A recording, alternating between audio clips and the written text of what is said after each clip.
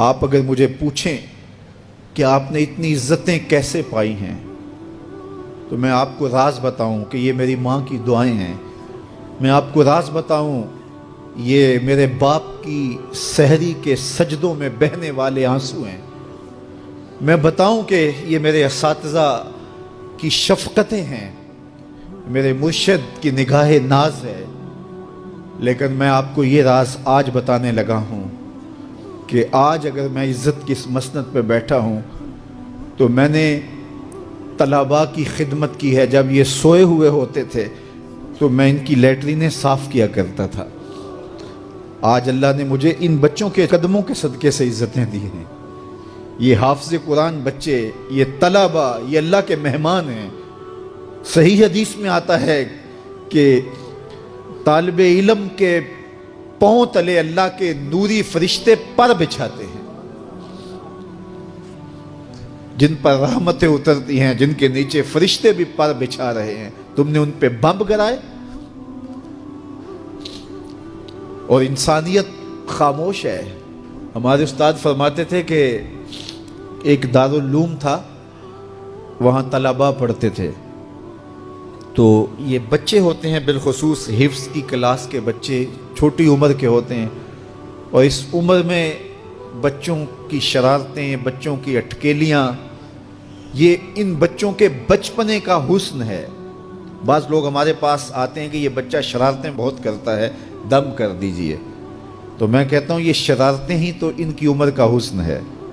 جب بڑے ہو جائیں گے تو یہ سنجیدہ ہو جائیں گے.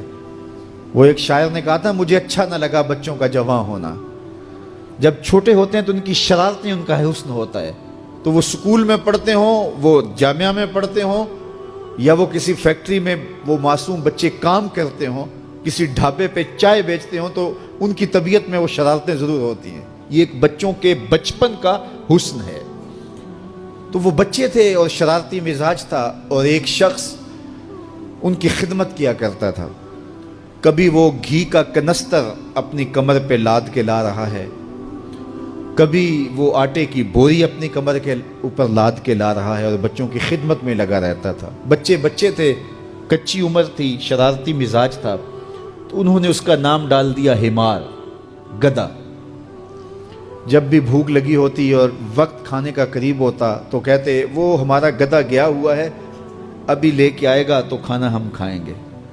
تو آپس میں انہوں نے اس شخص کا نام جو ان کا خدمت گزار تھا گدھا رکھ دیا.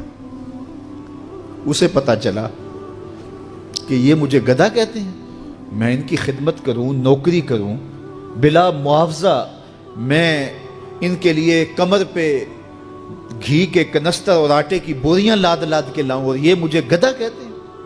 اس نے چھوڑ دیا اور گھر چلا گیا. رات پڑی، سویا، مقدر جاگے. کیا دیکھتا ہے؟ حشر کا منظر ہے، اور وہ طالب علم ہیں، انہیں جنت کا حکم ہوتا ہے. تو وہ اڑ جاتے ہیں اور ضد کرتے ہیں اور اٹکیلیاں کرتے ہیں، نہیں ہم نے جنت میں نہیں جانا جب تک ہمارا گدھا ساتھ نہیں جائے گا. یہ اٹھا اور آنکھوں میں آنسو تھے اور دوڑتا ہوا مدرسے آیا. کہا تم مجھے گدھا کہو، حمار کہو، کوتا کہو، میں نوکری تمہاری ہی کروں گا، کیونکہ تم اللہ اور اس کے رسول کے پیارے ہو. کتنے خوش نصیب ہیں وہ ماں باپ جن کے بچے حافظ قرآن بنتے ہیں. آپ کو پتہ ہے قیامت کے دن حافظ کا تو جو مرتبہ ہوگا وہ ہوگا ہی ہوگا. حافظ قرآن کے والدین کے سر پہ نور کا تاج رکھا جائے گا. میں ایک دن جامعہ میں آیا تو رات کا پچھلا پہر تھا اور لائٹیں بھی آف تھیں. تو مجھے قرآن پڑھنے کی مسجد کے ہال سے آواز آ رہی تھی. تو میں رک گیا اور جا کر کے دیکھا تو مجھے کچھ دکھائی نہ دیا. خیر میں نے لائٹیں جلائیں تو پھر بھی مجھے کوئی بچہ بیٹھا نظر نہ آیا جو قرآن پڑھ رہا ہو. لیکن جس سمت سے آواز آ رہی تھی میں اس سمت بڑھا. تو میں جب آگے گیا تو دیکھا کہ ایک بچہ سویا ہوا قرآن پڑھ رہا ہے.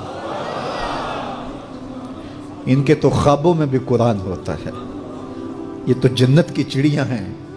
حضور نے فرمایا اللہ اس شخص کے چہرے کو تر و تازہ رکھے جس نے میرے سے کوئی حدیث سنی، پھر جیسے سنی اس کو ویسے آگے پہنچا دیا. اور آقا کریم نے فرمایا بعض اوقات سنانے والا اس پر اتنا پہنچ کے عمل نہیں کرتا جتنا پھر سننے والا اس کے اوپر عامل ہو جاتا ہے. تو جب حضور نے دعا دی ہے کہ اللہ اس شخص کے چہرے کو تر و تازہ رکھے جس نے میری حدیث کو، میرے فرمان کو سنا اور ایسے ہی آگے پہنچا دیا، تو پھر موت کی سختیاں بھی اس کے چہرے کی تر و تازگی ختم نہیں کر سکتی، پھر قبر کے لمحے بھی اس کے چہرے کی تر و تازگی کو ختم نہیں کر سکتے. حشر کے دن لوگوں کے چہرے مرجھائے ہوں گے، جس کو رسول اللہ کی دعا ہے اس کا چہرہ اس دن بھی تر و تازہ ہو. تو حضور علیہ الصلوۃ والسلام کے فرامین کو سننا، دیکھیے جو تفصیلی علوم ہیں ان کو حاصل کرنا، سیکھنا، یہ ہر ایک کے لیے فرض نہیں ہے، لیکن جو ضروریات دین ہیں ان کو سیکھنا یہ فرض عین ہے، یہ ہر ایک کے اوپر فرض ہے. اگر کوئی نہیں سیکھتا تو وہ گنہگار ہے. اور اس میں نماز کے مسائل ہیں، روزے کے مسائل ہیں، حج کے مسائل ہیں، زکوٰۃ کے مسائل ہیں، اگر کاروبار کرتا ہے تو بیع و شراء کے مسائل ہیں، اور کفر اسلام کی ضروری باتیں ہیں کہ کفر کیا ہے، اسلام کیا ہے. تو یہ ساری ضروری چیزیں جو ہیں ایمانیات سے جو تعلق رکھتی ہیں، ان کا سیکھنا جو ہے ضروری علوم کا، یہ ہر ایک کے اوپر فرض ہے.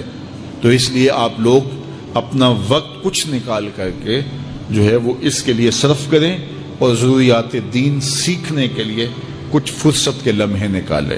لوگ کتنے طویل ڈپلومے کرتے ہیں، کاروبار سیکھتے ہیں، کن علوم میں مہارت ہے جو ہمارے لیے بالکل غیر ضروری ہے.